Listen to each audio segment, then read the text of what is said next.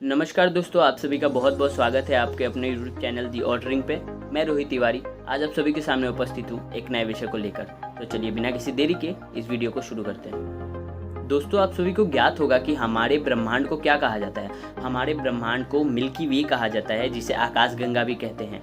लेकिन मिल्की वे संसार में एक ही ब्रह्मांड नहीं है। इसी प्रकार के हजारों करोड़ों ब्रह्मांड है जिससे हम अज्ञात हैं। यह ब्रह्मांड कहीं ना कहीं छुपे हो सकते हैं, जिसके बारे में हमें आज तक खबर नहीं है। यह ब्रह्मांड अपने आप में ही एक अजूबे के समान है। इस ब्रह्मांड पे जाना साइंटिस्ट की एक बहुत ही बड़ी मनोकामना है। अगर साइंटिस्ट यहाँ पे पहुँच गए तो हमें इस ब्रह्मांड में निवास करने वाले जीवों के बारे में, अगर ये मनुष्य होंगे तो मनुष्यों के बारे में बहुत ही कुछ पता चलेगा। वहाँ के रहन सहन, वहाँ की जीवन प्रणाली, हमें बहुत कुछ पता चलेगा। लेकिन दोस्तों, आज भी हम इनमें से कुछ ब्रह्मांड को देख सकते हैं, लेकिन वहाँ पे पहुँचना हमारे लिए बहुत ही कठिन है, क्योंकि यह इतने दुर्गम है, इतने कठिन है वहाँ पे पहुँचने के लिए। यहाँ पे टेम्परेचर इतनी ज़्यादा है कि जहाँ तक पहुँचना लगभग मनुष्य जाति के लिए नामुमकिन है। दोस्तों, हम सभी को लगता है कि हमारी पृथ्वी, चांद, सूरज ये बहुत ही बड़ी है आकार पे। हाँ दोस्तों, ये बहुत ही बड़ी है, क्योंकि हमारे आकार की तुलना में पृथ्वी एक बहुत ही बड़ा ग्रह है, जिसके सामने खड़े होकर हम उसका पूरा आकार को नहीं देख सकते। लेकिन दोस्तों, अगर मैं स्पेस की तुलना में बात करूँ तो पृथ्वी एक कण के समान है। जी हाँ दोस्तों, आप लोगों ने सही सुना, पृथ्वी एक छोटे से कण के समान है। इतनी छोटी है पृथ्वी, अगर आप पूरे स्पेस से देखें तो पृथ्वी को। तो दोस्तों, अभी तक हमने जाना ब्रह्मांड के कुछ ग्रहों के बारे में। लेकिन दोस्तों, सभी के मन में सवाल उठता होगा कि ये इतना महान ब्रह्मांड, इतना सुंदर ब्रह्मांड जिसे मिल्की वे कहा जाता है, आकाशगंगा, इसकी सृष्टि कहाँ से हुई?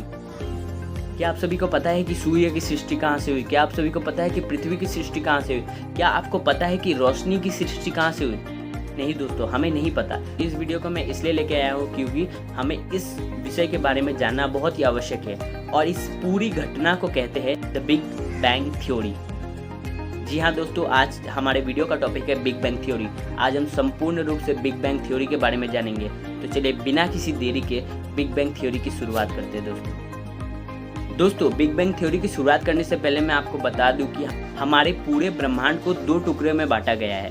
पहले ब्रह्मांड को दृश्य ब्रह्मांड कहा जाता है। दृश्य ब्रह्मांड वो होता है जिसे हम अपने आंखों से देख सकते हैं, जिसकी अनुभूति का एहसास हम ले सकते हैं। लेकिन दोस्तों, जो दूसरी ब्रह्मांड है उसे अदृश्य ब्रह्मांड कहा जाता है। सभी गैलेक्सियों को मिलाकर यह जो अदृश्य ब्रह्मांड है वो 95% होगा। तो आप इससे अनुमान लगा सकते हैं कि हमने अभी तक कुछ नहीं देखा। हम जितना देख पाते हैं वो पूरी ब्रह्मांड, सारे गैलेक्सियों को मिलाकर सिर्फ 5% है, और जिससे हम अनजान है वो 95% है दोस्तों। तो दोस्तों, दृश्य ब्रह्मांड की सृष्टि कुछ इस प्रकार से हुई थी। दोस्तों, 13.7 बिलियन वर्ष पहले की यह घटना है कि जहाँ पे पृथ्वी का उत्पत्ति नहीं हुई थी, जहाँ सूर्य की उत्पत्ति नहीं हुई, जहाँ पे किसी भी चीज़ की उत्पत्ति नहीं हुई थी, वहाँ पे एक मैटर था, जिस मैटर में इतनी ज़्यादा एनर्जी थी, इतना ज़्यादा ग्रेविटेशन था, इतनी ज़्यादा धूलकण थी, डस्ट पार्टिकल्स थे, इतनी एनर्जी उसमें समाहित थी एक छोटे से मैटर को, जिसे वो एब्जॉर्ब नहीं कर पाई। और 13.7 बिलियन साल पहले उसी कण में एक बहुत ही बड़ा विस्फोट हुआ, जिसे द बिग बैंग एक्सप्लोजन कहा जाता है दोस्तों।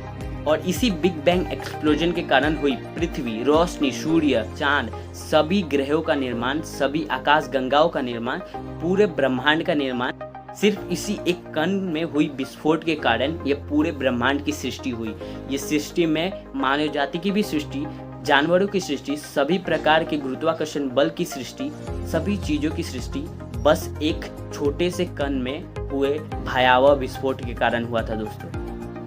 लेकिन दोस्तों, ये जो बिग बैंग की थ्योरी है कुछ ही वैज्ञानिकों द्वारा मानी जाती है, और या तो कहूँ कि ये मेजॉरिटी वैज्ञानिकों द्वारा मानी जाती है, इसीलिए बिग बैंग थ्योरी की मान्यता बहुत ही अधिक है। लेकिन कुछ ऐसे लोग भी हैं जो बिग बैंग थ्योरी को खंडित करते हैं। ये इस बात को नहीं मानते कि बिग बैंग थ्योरी नाम की भी कोई घटना घटित हुई थी 13.7 बिलियन साल पहले।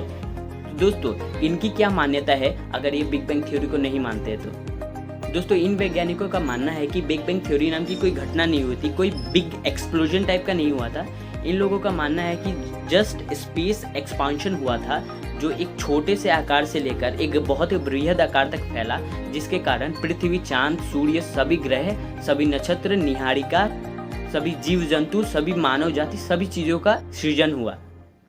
तो दोस्तों, अभी तक हमने बताया कि दो तरह के वैज्ञानिकों का मत, जो बिग बैंग की थ्योरी के बारे में मानते हैं और जो बिग बैंग की थ्योरी के बारे में नहीं मानते। लेकिन दोस्तों, अगर हम इतिहास के सहारे जाए और अवशेषों के आधार पर अगर ये बात कहें तो 90% से अधिक की आशंका है कि बिग बैंग की घटना सत्य है। बिग बैंग की घटना की वजह से ही सारे ग्रहों का निर्माण हुआ था, पूरे ब्रह्मांड की सृष्टि हुई थी। बिग बैंग की घटना को खंडित किया जाना बहुत ही कठिन है दोस्तों। तो दोस्तों, इससे हमें पता चला कि इस पूरे ब्रह्मांड का सृजन किस प्रकार हुआ था। इस पूरे ब्रह्मांड का सृजन बस एक छोटे से परमाणु में आए महाविस्फोट के कारण हुआ था, जिसे कहा जाता है द बिग बैंग थ्योरी। तो दोस्तों, आज के लिए बस इतना ही। अंत में मैं आपसे उम्मीद करूंगा कि आप इस वीडियो को लाइक करेंगे, सब्सक्राइब करेंगे, कमेंट करेंगे और ज़्यादा से ज़्यादा शेयर करेंगे, जिससे कि सभी लोग इस वीडियो के बारे में जो जानकारी है उसे प्राप्त कर सकें। तो अंत में मैं आपसे यही गुजारिश करूंगा कि आप लाइक करें, सब्सक्राइब करें, कमेंट करें। धन्यवाद।